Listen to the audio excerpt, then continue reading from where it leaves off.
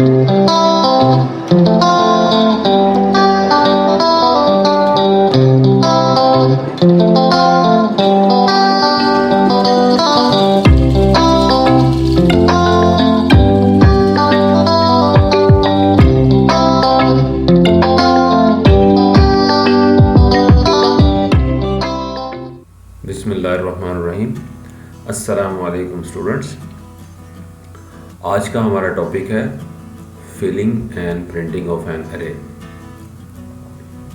इसमें हम देखेंगे कि एक अरे को हम कैसे फिल करवाएंगे और जब अरे फिल हो जाएगी और उसके अंदर जो जितने भी एलिमेंट्स होंगे उसके अंदर जो डाटा हमने स्टोर करवाया होगा उसे हम कैसे प्रिंट करवा सकते हैं। ठीक है, यहाँ देखें डाटा से क्या मुराद है। यहाँ पर डाटा आपका स्ट्रिंग वैल्यूज़ भी हो सकती हैं और न्यूमेरिक वैल्यूज़ भी हो सकती हैं, यानी नंबर्स भी हो सकते हैं। Data is entered in an अरे बाय यूजिंग लेट, रीड और इनपुट स्टेटमेंट्स। यानी हम अरे के अंदर जो डाटा रखवा सकते हैं वो लेट स्टेटमेंट से भी रखवा सकते हैं, रीड स्टेटमेंट से भी रखवा सकते हैं और इनपुट स्टेटमेंट से भी रखवा सकते हैं। नीचे जो एग्जांपल दी हुई है उसमें रीड स्टेटमेंट और इनपुट स्टेटमेंट इस्तेमाल हुई है, उसको हम देखते हैं कि वो किस तरह से इसमें डाटा रखवाया जाता है और रखवाने के बाद उसको कैसे हम प्रिंट करवाएंगे। ठीक है, अच्छा, डाटा में be assigned to the subscripted variables. Data को सब्सक्रिप्टेड वेरिएबल को असाइन किया जा सकता है इन एन अरे। अरे के अंदर जो हमारा सब्सक्रिप्टेड वेरिएबल है वो हम असाइन करवाया जा सकता है। ठीक है, सब्सक्रिप्टेड वेरिएबल जो होता है वो अरे ही होता है बेसिकली। ठीक है, the following program is to store the string values. नीचे जो हमने प्रोग्राम देखेंगे एग्जांपल 1 और एग्जांपल 2 में हम स्ट्रिंग वैल्यूज को स्टोर करवाएंगे। ठीक है, इट इज इलस्ट्रेटेड, इसको दिखाया गया है by both read data statement and input statement. यानी एग्जांपल 1 जो है वो रीड डाटा स्टेटमेंट को यूज़ करेंगे और नीचे चल के हम जो एग्जांपल नंबर 2 करेंगे वो इनपुट स्टेटमेंट को हम यूज़ करवाएंगे।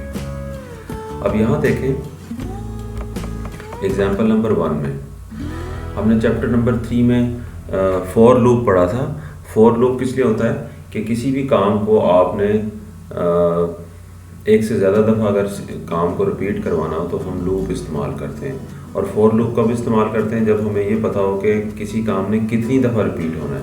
तो यहाँ पर हमें पता है कि हमने एक काम को 4 दफ़ा रिपीट करवाना, तो इसलिए यहाँ पर फॉर का लूप इस्तेमाल हुआ होगा। ठीक है, 4 दफ़ा क्यों करवाना है कि हमने 4 डिफरेंट लोकेशंस पर वैल्यू स्टोर करवानी है। 4 डिफरेंट, एक अरे है जिसके अंदर 4 एलिमेंट की एक अरे है और उसके अंदर चारों एलिमेंट में 1 बाई 1 हमने डाटा को स्टोर करवाना है। ठीक है, जैसे यहाँ पर नीचे आपको नज़र आ रहा है ये रीड स्टेटमेंट इसमें यूज़ हो रही है और नीचे डाटा स्टेटमेंट यूज़ हो रही है। हमने रीड डाटा स्टेटमेंट जब पढ़ी थी उसमें हमने ये पढ़ा था कि नीचे जहाँ पर कहीं पर भी डाटा रखा होता है उसको रीड स्टेटमेंट पढ़ती है। वो कैसे पढ़ेगी हम इसको देख लेते हैं। ठीक है, यहाँ देखें ये जो फॉर का लूप है के की वैल्यू स्टार्ट हो रही है, जो इनिशियल वैल्यू ये हमारा कंट्रोल वेरिएबल है और इनिशियल वैल्यू इसकी स्टार्ट हो रही है 1 से और 4 तक जा रही है। यानी ये लूप 4 दफ़ा चलेगा। जब पहली दफ़ा जब आप इस लूप में आएंगे 10 नंबर लाइन पे लिखा है फॉर के इज इक्वल टू 1 to 4 कि के की वैल्यू चेक की जाएगी। अगर के की वैल्यू 4 से कम है तो आप इस लूप के अंदर इस बॉडी ऑफ द लूप में एंटर हो जाएंगे और इस बॉडी ऑफ द लूप में ये 2 स्टेटमेंट्स हैं ये एग्जीक्यूट होंगी। जब पहली दफ़ा ये लूप चलेगा तो रीड स्टेटमेंट क्या करेगी, रीड यहाँ लिखा हुआ है read and $k। And $k का मतलब है कि यहाँ पर के से मुराद ये कि के की जो इस वक्त इनिशियल वैल्यू है, रीड के एंड $k का मतलब यहाँ पर ये है एंड $1। एंड $1 का मतलब क्या होता है कि रीड स्टेटमेंट क्या करेगी, यहाँ पर जो एलिमेंट जो एक एलिमेंट ऑफ द अरे है उसको रीड किया जाएगा, जो पहला एलिमेंट है एंड $1 और उसकी वैल्यू डाटा में से जो पहली वैल्यू होगी उसको उठा लिया जाएगा। इसको अगर हम देखें यहाँ पर मैंने इसको एलेबोरेट किया हुआ है। या देखिए फर्स्ट आइट्रेशन जब पहली दफ़ा लूप रिपीट होगा तो इसकी यहाँ पर आपको रैम दिखाई हुई है। ठीक है, ये शुरू की इसकी मेमोरी लोकेशंस हैं, ये शुरू के एड्रेसेस हैं और ये नीचे इसकी नीचे मेमोरी लोकेशन नज़र आ रही है। पहली दफ़ा क्या होगा एंड $1 यानी के की वैल्यू 1 है तो मेमोरी में एंड $1 के नाम से एक वेरिएबल डिक्लेयर होगा, एलिमेंट डिक्लेयर होगा और उसके अंदर वैल्यू डाटा से जो पहली वैल्यू वहाँ नज़र आ रही है वो उठा के यहाँ पर प्लेस कर दी जाएगी। तो फर्स्ट आइटरेशन या पहली रेपिटेशन जब होगी इस लूप की, तो उसमें पहले स्टेप में जहाँ पर मेमोरी लोकेशन रैम में स्पेयर मिलेगी वहाँ पर पहली लोकेशन पर एंड उसको नाम दे दिया जाएगा $1, इसके सबस्क्रिप्ट में 1 लिखा हुआ है और उसके अंदर वैल्यू स्टोर करवा दी जाएगी शाइस्ता। ठीक है, अब उसके बाद आए वापस हम प्रोग्राम की तरफ आते हैं। उसके बाद वो नेक्स्ट स्टेप में कहता है प्रिंट कर दें $k को, साथ ही प्रिंट भी करवाना है उस वैल्यू को। ठीक है, यानी जब ये प्रोग्राम रन होगा तो रन होने के वक्त पहले ये वाली फर्स्ट टाइम जब इस प्रोग्राम में आएंगे तो पहले ये वाली स्टेटमेंट एग्जीक्यूट होगी, यानी कि रैम में $1 यानी $k पर शाइस्ता की वैल्यू को स्टोर करवा दिया जाएगा। और अगले स्टेप पर 30 नंबर लाइन पे कह रहा है प्रिंट कर दो। प्रिंट कमांड में पता है स्क्रीन पर कोई वैल्यू आपने डिस्प्ले करवानी हो।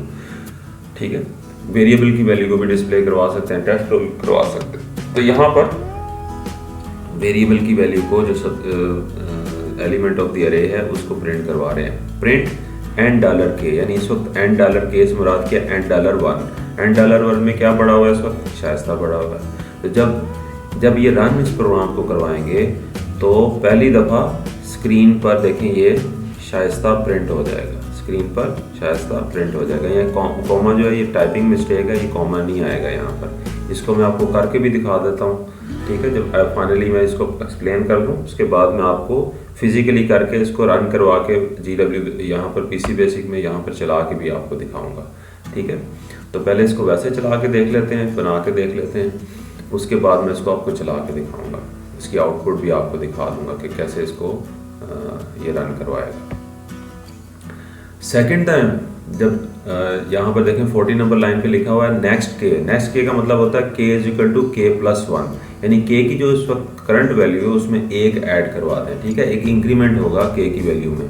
तो k की वैल्यू 1 थी, 1 में 1 जब ऐड हुआ तो k की वैल्यू 2 हो गई और इस लूप में उस वक्त तक ये लूप उस वक्त तक चलता रहेगा जब k की वैल्यू 4 से बड़ी नहीं होती।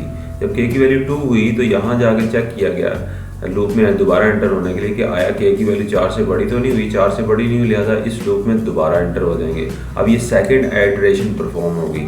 तो सेकंड आइटरेशन में क्या हो रहा है, सेकंड रेपिटेशन में 20 नंबर लाइन पे क्या लिखा हुआ, रीड $k।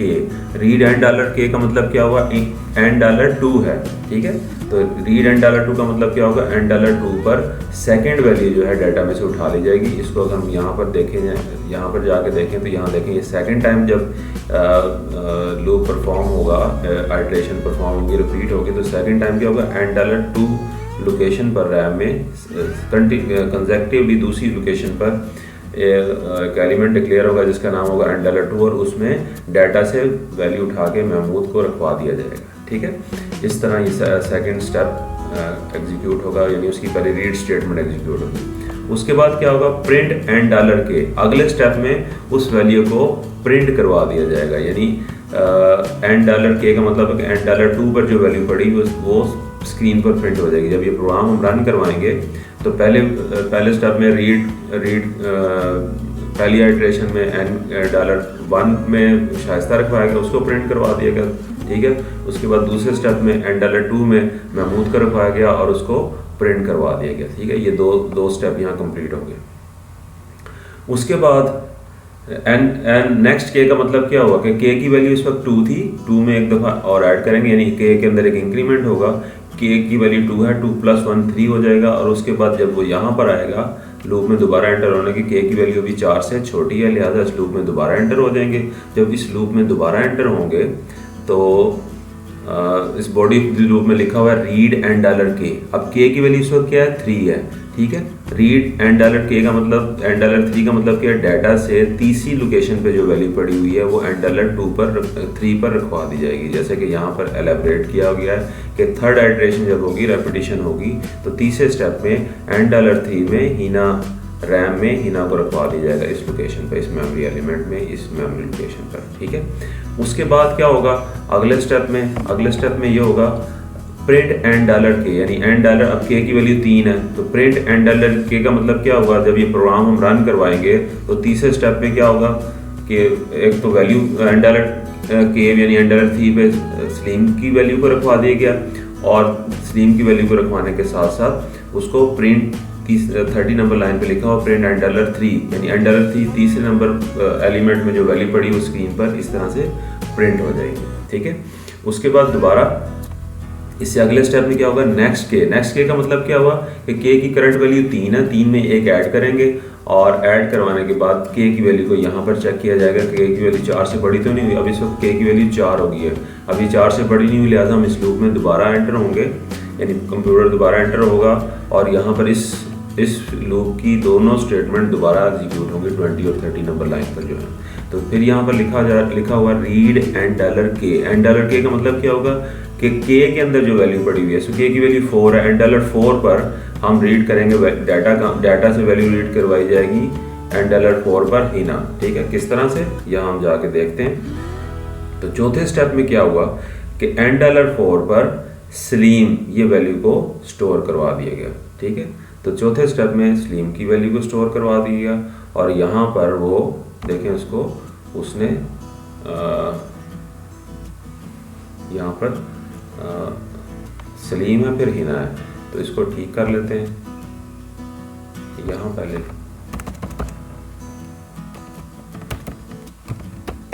सलीम है, ये गलत पड़ी थी, यहाँ पर हो गया था,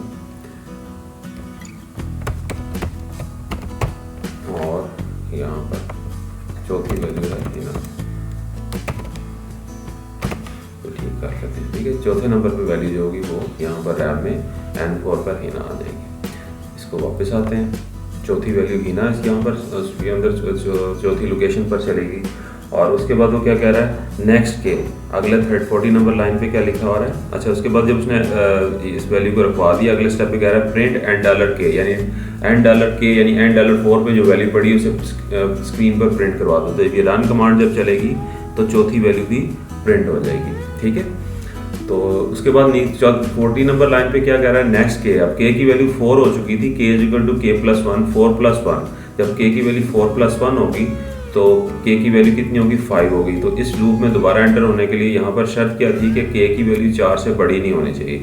अब 4 से बड़ी होगी लिहाजा ये लूप यहीं पर ब्रेक हो जाएगा और आपका प्रोग्राम की एग्जीक्यूशन स्टॉप हो जाएगी। तो इस तरह से आप रीड डाटा स्टेटमेंट को यूज़ करते हुए एक अरे को फिल करवाएंगे, फिल करवाने के बाद आप उसकी तमाम वैल्यूज़ को साथ के साथ प्रिंट भी करवा लेंगे। ठीक है, तो ये एग्जांपल 1 थी। इसके साथ साथ यहाँ देखें, ये नोट में लिखा हुआ है index value can be given a non zero integral. Integral का मतलब है कि इंटीजर वैल्यू होगी, होल नंबर होगा, but by default it is 0। तो ये हमने पहले जब अरे की डेफिनेशन पढ़ रहे थे तो वहाँ पर हमने देखा था कि जो फर्स्ट एलिमेंट ऑफ द अरे होगा उसका एड्रेस 0 होगा। ठीक है, लेकिन आप उसके एड्रेस को 1 से भी स्टार्ट करवा सकते हैं, लिहाजा यहाँ पर इसने इसको एड्रेस को 1 से स्टार्ट करवाया हुआ है, इसीलिए यहाँ पर उसने नोट में लिख दिया है कि नॉन ज़ीरो वैल्यू से हम इसको स्टार्ट करवा सकते हैं अरे के पहले एड्रेस को, लिहाजा तो इसमें किसी किस्म का कोई एरर नहीं आएगा। लेकिन बाय डिफ़ॉल्ट इसकी वैल्यू क्या होती है, पहले एड्रेस की 0 होती है, 0 से भी इसका मतलब शुरू करवाया जा सकता है। ठीक है, अब मैं इसी प्रोग्राम को यहाँ पर GW बेसिक में बनाता हूँ और चला के देख लेते हैं। ठीक है, तो सबसे पहले उसने क्या किया, for k is equal to 1 to 4 और उसके बाद उसने कहा रीड एंड डॉलर के,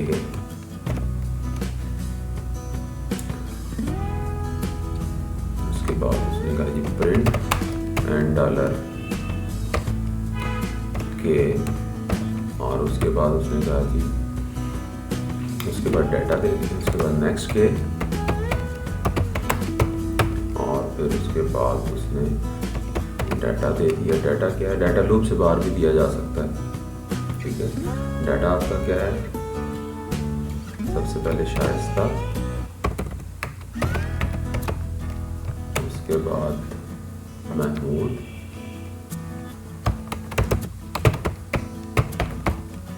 बाद